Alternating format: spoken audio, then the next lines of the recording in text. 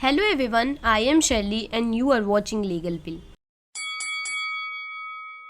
तो आज मैं आप सबके साथ इस फंडामेंटल राइट की सीरीज़ में आर्टिकल 23 और 24 के बारे में डिस्कशन करने वाली हूँ। सबसे पहले बात करते हैं आर्टिकल 23 की। आर्टिकल 23 बेसिकली बात करता है prohibition of traffic in human beings and forced labour. तो ट्रैफिक इन ह्यूमन बीइंग्स आप लोग इससे एक्वेंटेड होंगे, अगर जिन्हें नहीं पता तो मैं बता दूं। ट्रैफिक इन ह्यूमन बीइंग्स मतलब होता है जैसे किसी भी मनुष्य को खरीदना या बेचना, बेसिकली उसका एक्सप्लॉयटेशन करना किसी भी तरीके, उसको कहेंगे traffic in human beings. And forced labour मतलब कोई भी बिना पैसे काम करवाए या फिर कोई भी मिनिमम अमाउंट जो होता है उससे कम देना किसी भी पर्सन को और उसके बदले में काम करवाना, उसको कहेंगे फोर्स्ड लेबर।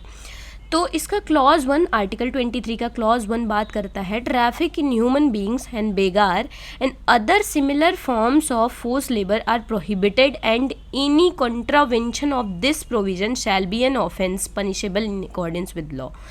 ये कहता है कि किसी भी पर्सन का ट्रैफिकिंग होता है या फिर बेगार मतलब होता है उससे ज़ोर ज़बरदस्ती करके काम करवाना, बेगार होता है। और and other similar forms of force labour, इसी तरीके के और भी कई तरीके के फोर्स लेबर होते हैं, तो उनमें से किसी भी तरीके का कोई अगर काम करवाना, ये सारी चीज़ प्रोहिबिटेड हैं।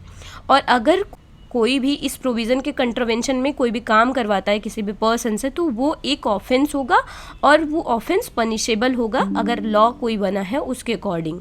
फिर दूसरा क्लॉज कहता है nothing in this article shall prevent the state from imposing compulsory service for public purpose. हाँ, अगर कोई स्टेट पब्लिक पर्पज़ के रिलेटेड कोई कंपल्सरी सर्विस कराई जा रही तो वो इसके पर्व्यू में नहीं आएगा, मतलब तब फोर्स लेबर नहीं कहा जाएगा। तो ये केवल ये बात करता है, मतलब स्टेट अगर चाहता है कि ये पब्लिक पर्पज़ में किसी भी पर्सन को इन्वॉल्व करना है, कंपल्सरी सर्विस लेनी है उससे, तो वो ऐसे कर सकता है। And in imposing such service the state shall not make any discrimination on grounds only of religion, race, caste. और अगर ऐसा करता है स्टेट ना, तो स्टेट को डिस्क्रिमिनेट नहीं करना है किसी भी ग्राउंड में, किसी भी रिलीजन, रेस, कास्ट या फिर क्लास को लेकर। अब चलिए डिस्कस करते हैं इसमें कुछ केसेस जो कि इम्पॉर्टेंट है आर्टिकल 23 को लेके। पहला केस है PUDR versus union of India. ये 1982 का केस है, इसको बोलते हैं एशियाड कंस्ट्रक्शन वर्कर्स केस। तो इसमें क्या हुआ था, इसमें ये हुआ था कि the word force with in this article 23 has a very wide meaning.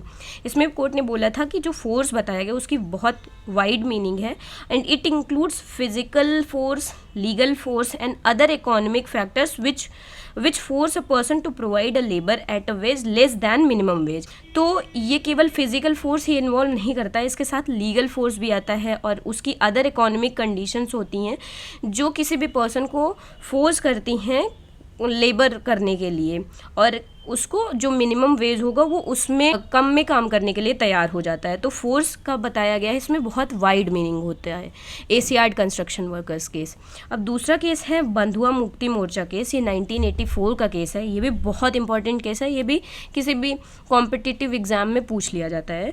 इसको बॉन्डेड लेबर केस भी बोलते हैं। इसमें बेसिकली कुछ नहीं, इसको बस ये जान लीजिए कि इसको बॉन्डेड लेबर केस बोलते हैं। फिर अब चलिए चलते हैं, डिस्कस करते हैं आर्टिकल 24 के बारे में। आर्टिकल 24 बात करता है prohibition of employment of children in factories etcetera. ये बहुत सिंपल सा आर्टिकल है। ये बात करता है कि कोई भी बच्चा, no child below the age of 14 years shall be employed to work in any factory और माइन और engaged in any other hazardous work. कोई भी जो बच्चे की उम्र बताई गई यहाँ पे 14 ईयर्स, ये भी बहुत इंपॉर्टेंट है। तो 14 ईयर्स से अगर नीचे की उम्र का कोई भी बच्चा है, 14 या 14 ईयर्स से नीचे, तो उसको हम किसी भी माइन या फैक्ट्री में इंगेज नहीं कर सकते, या फिर अदर हजार्डस एम्प्लॉयमेंट। अब ये अदर हजार्डस एम्प्लॉयमेंट डाल के इसका स्कोप थोड़ा सा वाइड कर दिया गया है, मतलब इस आर्टिकल का स्कोप यहाँ से बहुत वाइड हो जाता है।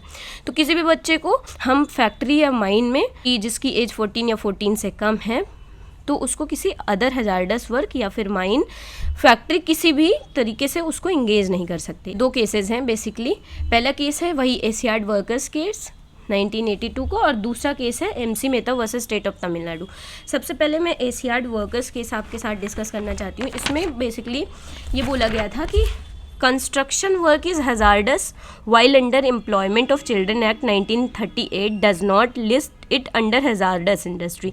इसमें कुछ बच्चों को एम्प्लॉय किया गया था, लेकिन यहाँ पे कंटेंशन ये रेज हुई थी कि ये कंस्ट्रक्शन वर्क है और कंस्ट्रक्शन वर्क हजार्डस वर्क में नहीं आता है। लेकिन कोर्ट ने ये बोला कि जो कंस्ट्रक्शन वर्क है वो भी हजार्डस है, वो भी हजार्डस वर्क के ही पर्व्यू में आएगा। इसीलिए आप किसी भी बच्चे को कंस्ट्रक्शन वर्क में भी, जो कि 14 या 14 साल से कम उम्र का है, उसको आप एम्प्लॉय नहीं कर सकते हो।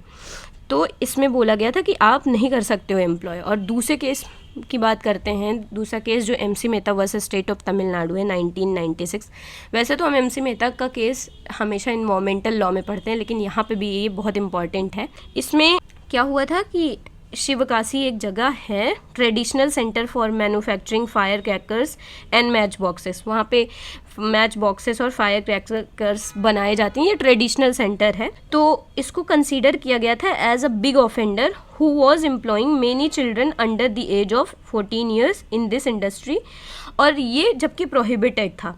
ठीक है, तो शिवकाशी में ऐसा था। तो यहाँ पे ये प्रोहिबिटेड होने के बावजूद भी ऐसे एम्प्लॉयमेंट होता था, बच्चों को एम्प्लॉय किया जाता था। तो यहाँ पे फाइन भी कोर्ट ने इम्पोज किया 20,000 का for employing children in contravention to child labour prohibition and regulation act 1986। और फिर उसके बाद कोर्ट ने ये बोला कि अगर कोई भी बच्चा जिसकी उम्र 14 या 14 साल से कम है तो आप उसको किसी भी माइन में, फैक्ट्री में या किसी भी तरीके से किसी भी हजार्डस वर्क में आप एम्प्लॉय नहीं करोगे। So these were the case जो कि बहुत ही इम्पॉर्टेंट है। और मैं आपसे रिक्वेस्ट करूँगी कि अगर आपने अभी तक इस चैनल को सब्सक्राइब नहीं किया है तो आप सब्सक्राइब ज़रूर कर लें, और हाँ, आप अपने फ्रेंड्स के साथ शेयर करना ना भूलें। चलिए मिलते हैं नेक्स्ट वीडियो में, तब तक के लिए थैंक यू, बाय।